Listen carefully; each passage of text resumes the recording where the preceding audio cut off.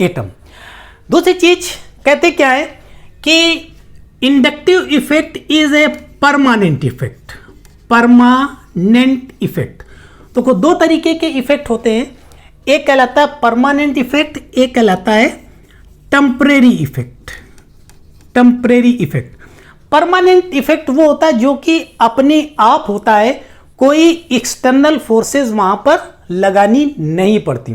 जैसे इसमें क्या है, यहां पर अपने आप ये इलेक्ट्रॉन इधर को शिफ्ट करेंगे, ये इलेक्ट्रॉन इधर को शिफ्ट करेंगे। क्यों? क्योंकि एक्स एटम जो है या क्लोरीन एटम जो है ये क्या है, इट इज मोर इलेक्ट्रोनिगेटिव, इसकी इलेक्ट्रॉन अट्रैक्शन पावर ज्यादा है, तो अपने आप यहां पर क्या है इलेक्ट्रॉन इधर की ओर शिफ्ट कर रहे हैं, तो this is called permanent effect. Temporary effect, temporary effect वो होता है जिसमें कि एक्सटर्नल फोर्सेस लगानी पड़ती हैं, यानी बाहर से कोई फोर्स लगाए उस इलेक्ट्रॉन को अपनी ओर खींचे, और जैसे ही एक्सटर्नल फोर्सेस आप वहां से हटाओगे ये इलेक्ट्रॉन पेयर फिर अपनी ओरिजिनल पोजीशन पर आ जाएगा। तो इनमें यानी परमानेंट इफेक्ट वो इफेक्ट जो ऑटोमेटिक किसी एटम के करेक्टर की वजह से ऑपरेट करते हैं, वो परमानेंट इफेक्ट कहलाते हैं। और टेम्परेरी इफेक्ट के लिए हमें क्या करना पड़ता है, एक्सटर्नल फोर्सेस वहां पर अप्लाई करने पड़ते हैं। तो हमने आपको चार तरीके के इफेक्ट बताए थे, inductive effect, electromeric effect, mesomeric effect और हाइपर कॉन्जुगेशन इफेक्ट। इनमें तीन इफेक्ट कौन कौन से, इलेक्ट्रोमेरिक इफेक्ट, वो inductive effect, mesomeric effect and hyper conjugative effect, ये परमानेंट इफेक्ट है, और जो इलेक्ट्रोमेरिक इफेक्ट है दैट इज टेम्परेरी इफेक्ट। ठीक, तो इस तरीके से क्या हो गया, यानी इंडक्टिव इफेक्ट क्या है, it is displacement of sigma electrons towards more electronegative atom, it is a permanent polarisation effect. And दूसरी चीज क्या है कि inductive effect transmitted in a chain of carbon atom, यानी इस तरीके से कोई हमारी कार्बन की अगर चेन बनी है तो इस चेन में ये इलेक्ट्रोमेरिक इफेक्ट ट्रांसफर होगा। कैसे, ये जाएगा इस तरफ, ये एक्स मोर इलेक्ट्रोनिगेटिव, इस पर पार्शियल निगेटिव चार्ज आ जाएगा, इस कार्बन एटम पर पार्शियल पॉजिटिव चार्ज आ जाएगा। जब इस कार्बन एटम के पास इलेक्ट्रॉन की डिफिशियंसी हो जाएगी तो ये क्या करेगा, इधर से अपने इलेक्ट्रॉन को खींचेगा, और जब इलेक्ट्रॉन को इधर से तो यहां पर भी क्या हो जाएगा, इंडक्टिव इफेक्ट ऑपरेट करेगा। यहां पर क्या है, यहां पर भी पार्शियल पॉजिटिव चार्ज आ जाएगा, और लेकिन जो चार्ज आएगा वो इस कार्बन के कंपैरेटिवली यहां पर कम आएगा, क्योंकि ये जो है इस इलेक्ट्रोनिगेटिव ग्रुप से क्या होता है, दूर होता चला जा रहा। और इसी तरीके से ये कार्बन एटम इधर को अपनी और इलेक्ट्रॉन को, इस पर भी पार्शियल पॉजिटिव आ जाएगा, लेकिन beyond 3 carbon atom the inductive effect become negligible. Beyond 3 carbon atoms ये क्या हो जाता है, नेग्लिजिबल हो जाता है। तो क्या हुआ, इलेक्ट्रॉन यानी inductive effect transmitted in the chain of the carbon atom, और जैसे जैसे वो इलेक्ट्रोनिगेटिव एटम से दूर होता चला जाता है उसकी इंटेंसिटी क्या हो जाती है, डिक्रीज होती चली जाती है।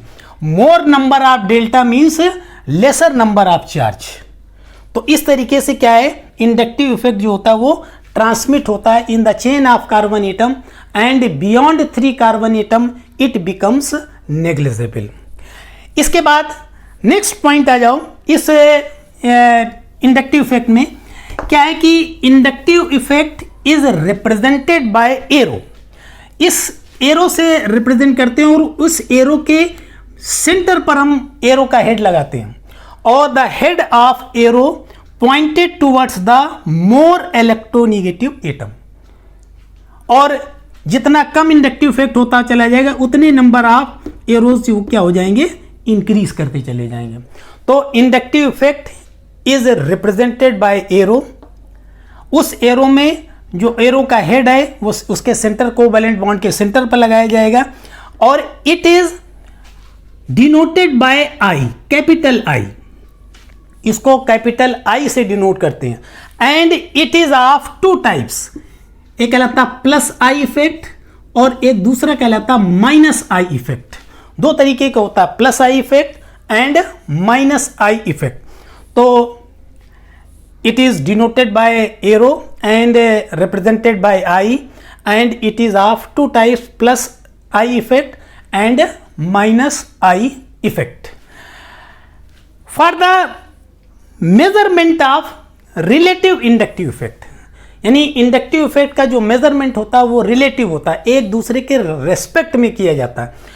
तो for the measurement of inductive effect hydrogen atom is chosen as reference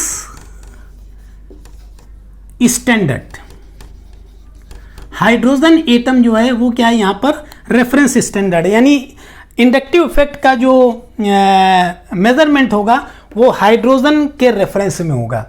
और इसमें दो तरीके ग्रुप होंगे, एनी एटम्स और group of atoms which attract electron more strongly than hydrogen atom, जो क्या करेंगे इलेक्ट्रॉन को हाइड्रोजन एटम से ज्यादा अट्रैक्ट करेंगे, they are called minus inductive effect. And the atoms which attract electron less than hydrogen atom, जिनकी electron attraction power hydrogen atom से कम होगी, उनको हम क्या कहेंगे प्लस आई इफेक्ट कहेंगे। इसके तमाम सारे ग्रुप्स हैं, उनका एक सीरीज है, वो तुमको बता देते हैं किस तरीके से होती है।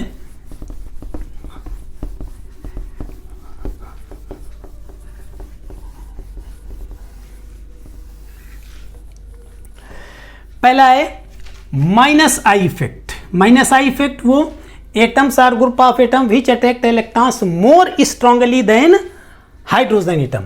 इन ग्रुप्स को हम कहते हैं electron attracting group. These are also called electron attracting या electron withdrawing group. Electron withdrawing group, electron withdrawing group, electron attracting group और electron withdrawing group.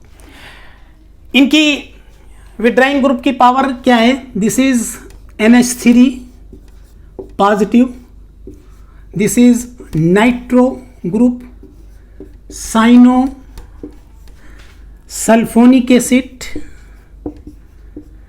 Carboxylic acid, fluoro, chloro, bromo, iodo, hydroxy, alkoxy, phenyl and hydrogen. यानी सबसे ज़्यादा electron attraction power है NH3 positive और सबसे कम क्या है electron attraction power है हाइड्रोजन। ये रेफरेंस स्टैंडर्ड है हमारा, दिस इज रेफरेंस स्टैंडर्ड। इनके क्या है, ये जितने भी ग्रुप हैं इनकी electron attraction power hydrogen atom से ज़्यादा है। These are called electron attracting group और इलेक्ट्रॉन विड्रॉइंग ग्रुप। इसमें NH3 की सबसे ज़्यादा इलेक्ट्रॉन अट्रैक्शन पावर है, फिनाइल ग्रुप की सबसे कम है और सबसे कम उसके बाद किसकी है, हाइड्रोजन एटम की। ये एक सीरीज़ है। इसी तरीके से एक दूसरी सीरीज़ है जिसको हम कहते हैं plus I effect. Plus I effect, इसकी सीरीज में क्या होता है, these are called electron donating group, electron donating group, या हम कहेंगे कि यानी इलेक्ट्रॉन अट्रैक्टिंग और इलेक्ट्रॉन डोनेटिंग, इलेक्ट्रॉन विड्रॉइंग, ये कहलाते हैं इलेक्ट्रॉन डोनेटिंग ग्रुप। इस इलेक्ट्रॉन या इनको कहते हैं electron repelling group. These are called electron repelling group. इनमें ऑर्डर क्या है, O negative greater than C carboxylate ion greater than tertiary butyl group, tertiary butyl group, then isopropyl group, then ethyl group, then methyl group, then hydrogen atom. यानी ये order जो है ये क्या है, इलेक्ट्रॉन रिपेलिंग पावर का है। यानी सबसे ज़्यादा इलेक्ट्रॉन रिपेलिंग पावर इसकी और सबसे कम इसकी है। यानी क्या कहते हैं, दो तरीके के ग्रुप्स हैं। एक कौन से कहलाएंगे, माइनस आई इफेक्ट, जिनकी electron attraction power hydrogen atom से ज़्यादा होगी। यानी ये सीरीज जो बनी है वो इलेक्ट्रॉन अट्रैक्टिंग पावर में बनी है, तो इसकी सबसे ज़्यादा इलेक्ट्रॉन अट्रैक्टिंग पावर और ये हाइड्रोजन एटम की सबसे कम है। दूसरी सीरीज बनी है वो प्लस आई इफेक्ट की, इलेक्ट्रॉन डोनेटिंग पावर या इलेक्ट्रॉन रिपेलिंग पावर। इसमें भी हाइड्रोजन, यानी क्या है, ये इलेक्ट्रॉन रिपेलिंग पावर की सीरीज है। सबसे ज़्यादा इलेक्ट्रॉन रिपेलिंग ग्रुप या इलेक्ट्रॉन डोनेटिंग ग्रुप ये है, और सबसे कम इलेक्ट्रॉन रिपेलिंग या डोनेटिंग ग्रुप तुम्हारा हाइड्रोजन एटम है। तो समझना क्या इलेक्ट्रॉन अट्रैक्शन है और क्या इलेक्ट्रॉन डोनेशन है। This is CH3X methyl group और दिस इज X।